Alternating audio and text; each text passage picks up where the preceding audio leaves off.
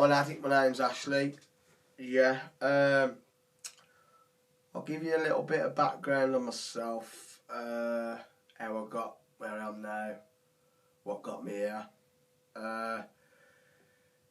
Yeah, from a very young age, I've always been a little bastard, basically. I think my first memory was my granddad, my mum's dad, was on the settee, and he was asleep on the settee, and somehow I got out of the ladle and I whacked him on the head with the ladle, nearly gave him an heart attack. That was when I was 2, and I can remember that. My mum was always still blagged to this day how I can remember that. So yeah, that's my first memory of being a kid, and I come from a good family. I was an only child.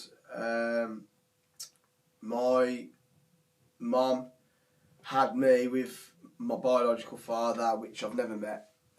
He was an alcoholic. He used to drink 4 Tenant Super before he went to work. He used to beat my mum, and my mum had just had enough one day, got me in a pushchair, and she left him. And then years later, my mum met who is my dad. He's not my blood, but he is my dad. I've got his last name.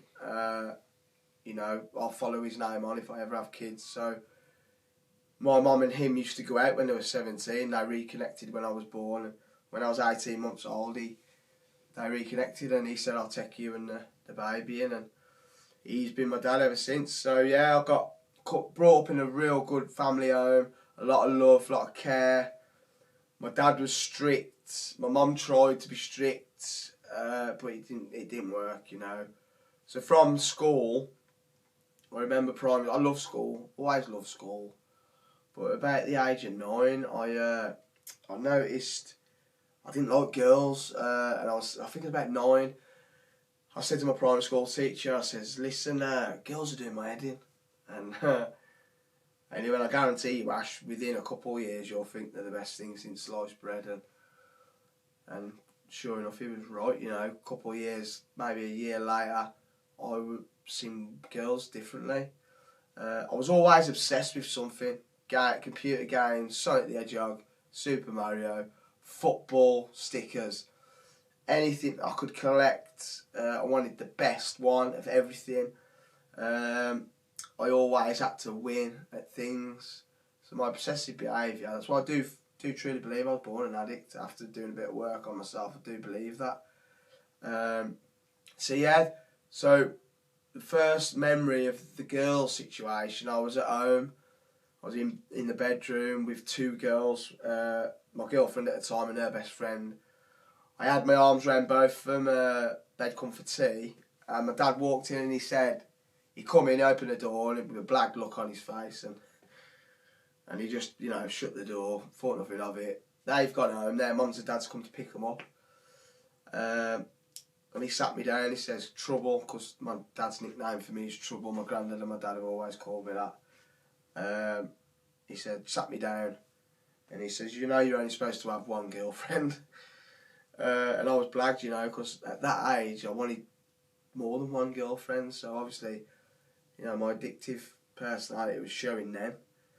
So yeah, went to high school, was scared obviously, and then I become friends. I made friends really easy, and my grandma always used to say that, God bless her, like, you make friends easy. I don't know how you do it, but you always get people who are always drawn to me without me even trying, and that carried on at school.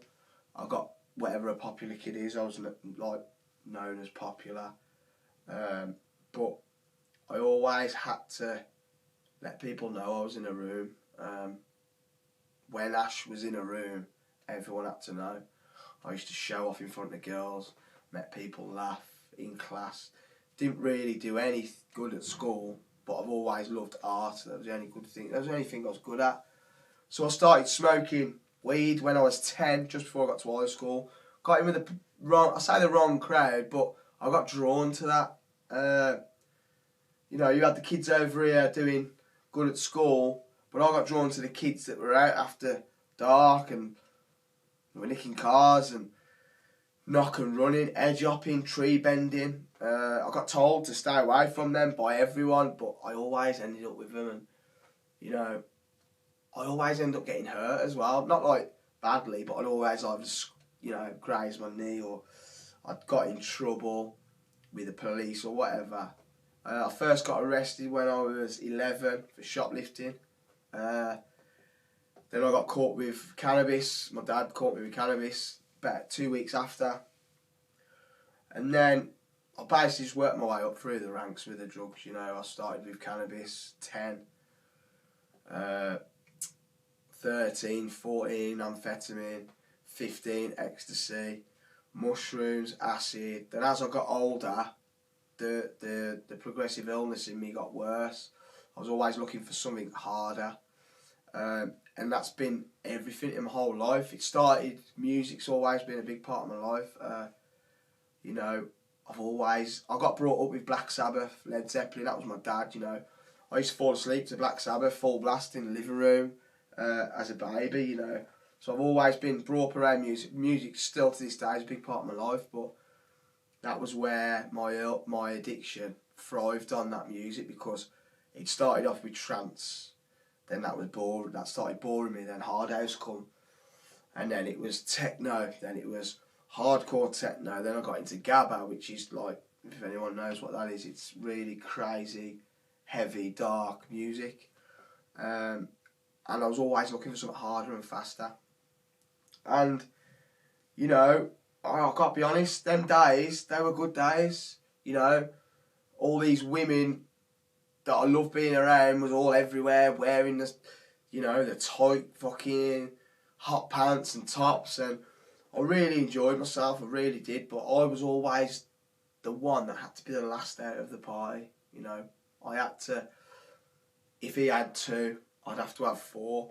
If she had 5, I'd have to have 10. That's just the way I was, and maybe it was showing off. I wanted to prove, like, I can take more than anyone, and obviously I know now, realising that's just a load of bollocks, really. It's a fake mask I've wore for a very long time, and you know, it comes out still now and again, still to this day, but now I know I don't need to act up or show off in front of people. People don't have to know I'm there now, they come to me anyway. I'll go back to what my grandma said when I was a kid. I'll draw people in without even knowing it. So yeah, 18, I went to an after party after a rave in Derby. Went to an after party, it was all messy, someone had some crack cocaine there, me and my friend tried it, we didn't like it. His brothers always threatened us and said, you know, if you take crack or smack, then we'll kick your fucking head in, and so tried to scare us away from it. We kind of seen people we grew up with get on it, and you know, a few people died, overdose and that. So we stayed away from it. And then I come in contact with crack cocaine again. I was in Aston in Birmingham with my friends, and he ended up getting some, and then I had it. And because I was sniffing cocaine in the pubs anyway, I tried crack cocaine. I never looked back. So instead of buying a gram of coke, spending 40 quid on a gram of coke, I'd rather buy a big rock of crack, and that's just the way it went. And I never sniffed again. And then crack and smack come in hand, you know, because you're that wired off the crack cocaine. You need something to come down. I started trying to come down with alcohol and weed, and then weed and alcohol didn't work. And I come in contact with heroin when I was 21, and that was one of my mate's brother's friends. You know, we should have said no, but we didn't. We asked him for it. I blamed him for it for a long time, you know. I blamed him. It's his fault I'm a smackhead because he gave it me. But now I quite quickly learned that it was my choice. He didn't have a gun to my head, and I tried it. Within 3 months I was addicted. Yeah, within 3 months I was addicted. Within 6 months I was injecting. And so from 21, at 22, 23, because I'd lost my job I had through not turning up, as you do, being an addict. If I haven't got heroin, I'm not going to work, and that's what happened. I ended up getting made redundant. I had a bit of redundancy money that I fucking blown on crack and smack. Then I had fuck all, so the only way, I had no job, the only way to fund my habit was crime. And, you know, I got caught selling heroin. I got arrested for possession of intent to supply Class A heroin. Managed to blag my way through that, through the courts. I said, you know, I'll do an order, drug order. And I'll never forget my friend who gave us the heroin for the first time. He said, you might as well just do the jail, because you'll end up going to jail anyway because you'll breach it. I've done that for a bit, because you're not allowed to be, you're not allowed to affiliate with known criminals. And I was failing drug tests, so I ended up breaching. I had to go to court, and I ended up going to prison for the first time. And you know, I can sit here now and honestly say I was fucking scared. That first prison sentence, I wasn't little Ash or Jack the lad. I was a scared little boy on that wing, and you know, I'm not afraid to admit, I've said it many times now, I actually thought I was going to get raped. Every time I went for a shower, big communal shower full of 10 adults, adult men, little me, I did think I was going to get raped, and someone looked after me in there, and you know, I ended up running around the wing doing this and that for him, and then that got me through. But from that sentence, I thought, you know, I got that badge of honour then, like, yeah, I've been in jail, you know, because I've always been small and a lover, not a fighter. Looking back now, I think I needed that badge of honour to fit in, like, because I couldn't fight, you know.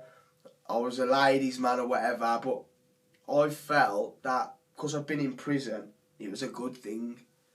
So after that prison sentence, I was there now, you know.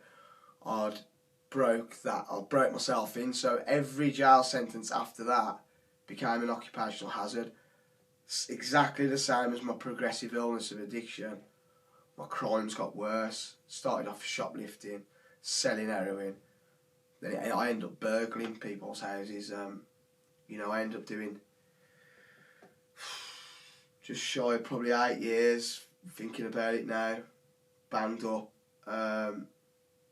You know, in a mad, fucked up way. I feel that I had to do all that to get where I am now.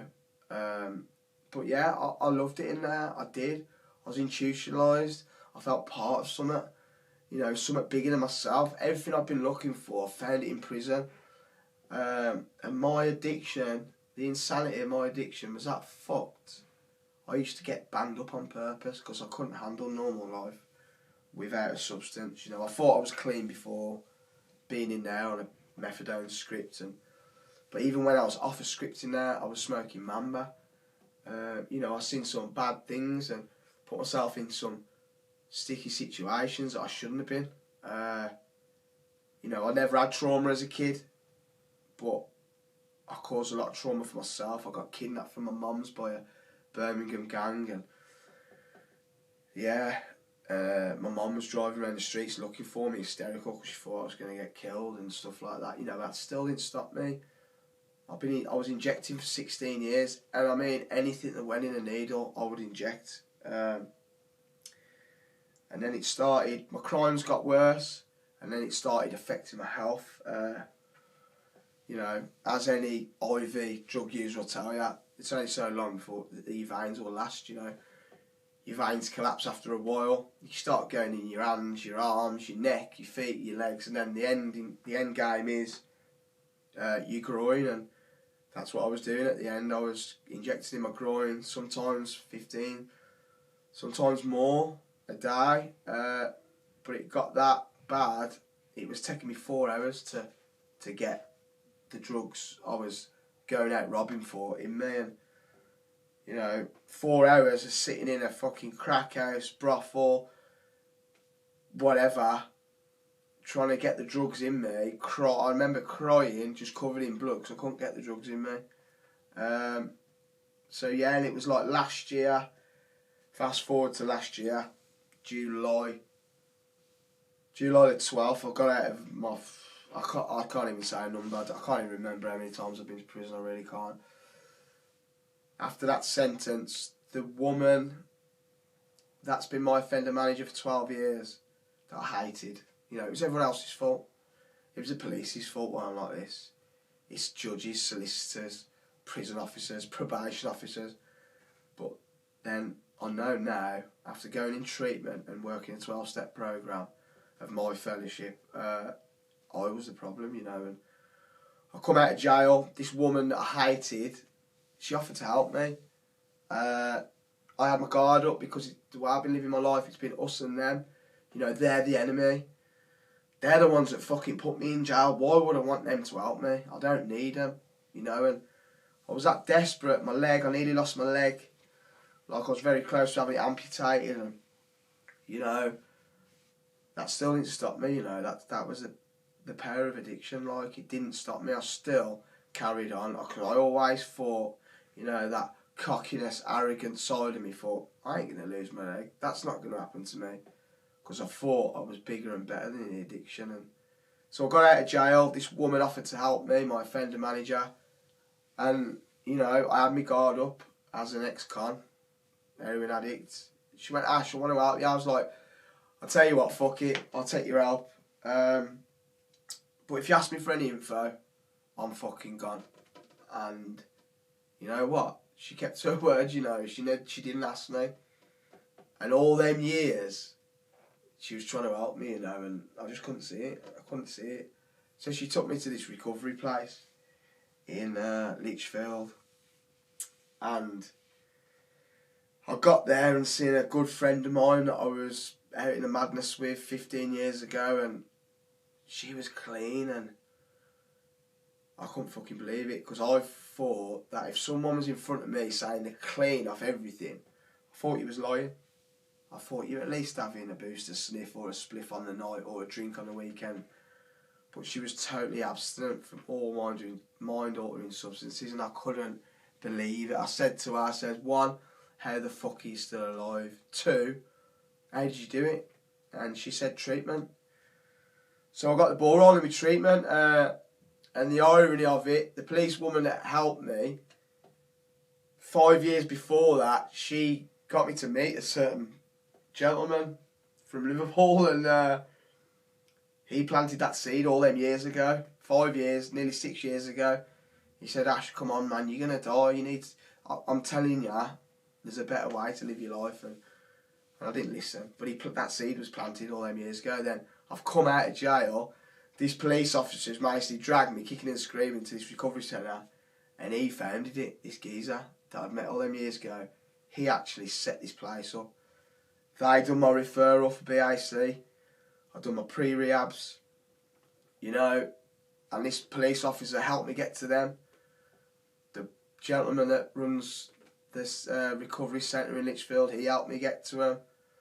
And I kept coming back, and I was reducing off my methadone.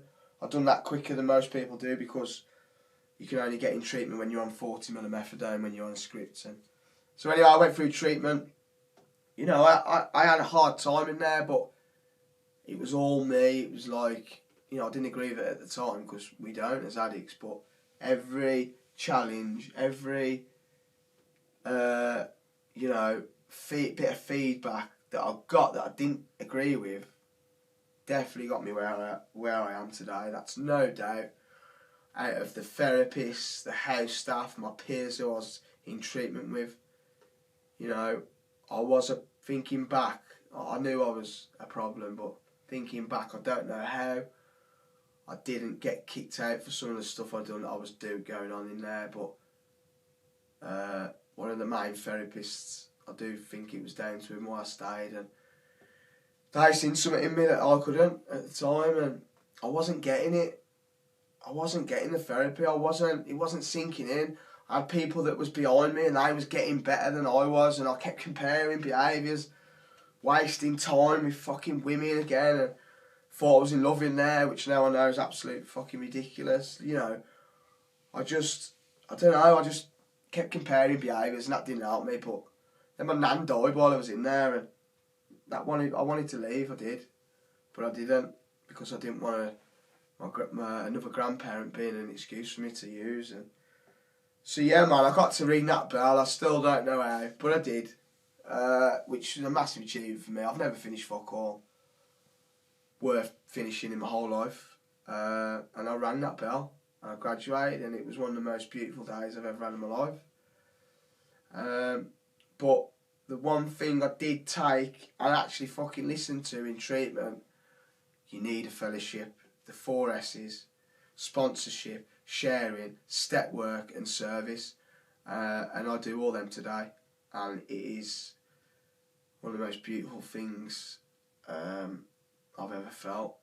I get naturally high now off seeing people do well, a newcomer come in a meeting, and I'll get a better buzz off that than I do off any needle, any crack pipe, any sniff drink I've ever had in my life. So all that shit I've been that being part of something I've been looking for so long was I found it in my fellowship, and I just threw myself into it. I did, head first, threw myself into it. I'm 9 months, 28 days clean and sober today when I couldn't get a day before. I wake up some days and I could cry because I really am so grateful to be alive, have my leg, and the people I've got around me. I'll finish on this. People I've got around me today, they ain't bothered what bird I'm seeing. They ain't bothered what graft I've got going on. They're not bothered what drugs I've got or how much money I've got or what my connections are. All they're bothered about is me trying to get another day clean. Which I haven't really got words to explain that. It's just beautiful. And, I've gone from being a convict addict, and just today I've been to a prison where I've done several years in and seen people I was in prison with, and they're seeing me clean, and that's giving them hope. And yeah, I haven't got words for that. So yeah, thanks for asking me to share, and I think I'll leave it there.